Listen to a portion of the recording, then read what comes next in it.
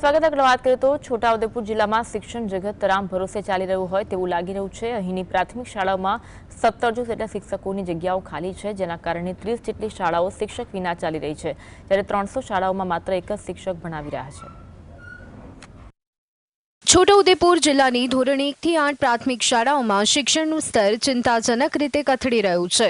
જિલ્લાના નસવાડી, બોડેલી, સંખેલા, ક્વાંટ, પાવી, જેતપુર અને છોટાઉદેપુર સહિતના તાલુકાઓમાં શિક્ષકોના અભાવે બાળકોનું પ્રાથમિક શિક્ષણ બગડી રહ્યું છે। જિલ્લામાં કુલ 1700 શિક્ષકોની જગ્યાઓ ખાલી પડી છે અને આશરે 30 જેટલી પ્રાથમિક શાળાઓ તો શિક્ષક વિના ચાલી રહી છે।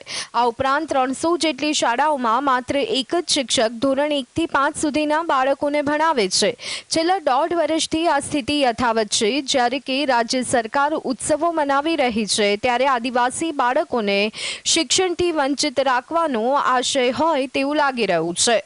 છોટાઉદેપુર જિલ્લામાં હાલ 1159 જગ્યાઓ 1 થી 5માં, 440 જગ્યાઓ 6 થી 8માં, એમ કરીને કુલ 1700 જેવી જગ્યાઓ ખાલી છે।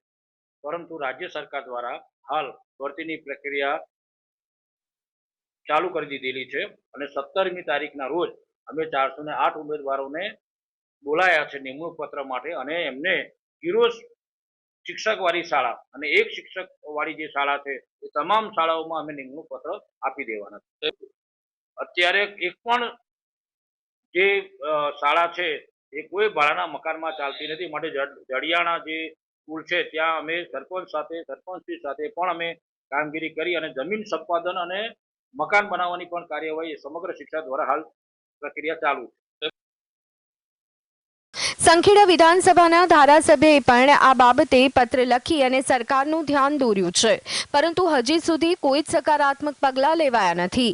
આદિવાસી સમાજના લોકો દ્વારા અનેકવાર શિક્ષકોની ખાલી જગ્યાઓ ભરવા માટે રજૂઆતો કરવામાં આવી છે, તેમ છતાં ગુજરાત રાજ્યના શિક્ષણ મંત્રી દ્વારા આ બાબતે કોઈ જ ધ્યાન આપવામાં આવ્યું નથી। જ્યારે છોટાઉદેપુર જિલ્લા શિક્ષણ અધિકારીએ લૂલો બચાવ કરતા જણાવ્યું છે કે શાળામાં પ્રાથમિક શાળામાં શિક્ષકોની ભરતી આવી રહી છે અને જેમાં 0 સંખ્યાવાળી શાળાઓ અને એક શિક્ષકવાળી શાળા જે શાળા છે પ્રાથમિક શાળા, તેમાં તાત્કાલિક ધોરણે શિક્ષકોની ભરતી કરવામાં આવશે, પરંતુ એક વર્ષથી શિક્ષકોની જગ્યા ખાલી છે અને બાળકોનું શિક્ષણ બગડી રહ્યું છે।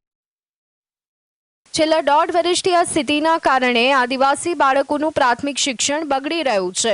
સરકાર કરોડો રૂપિયાનો ટેક્સ વસૂલે છે, ત્યારે બાળકોને શિક્ષણ જેવી પાયાની સુવિધાઓ આપવી તે સરકારની પ્રાથમિક જવાબદારી છે। રફીક ડણીવાલા, GSTV, છોટાઉદેપુર।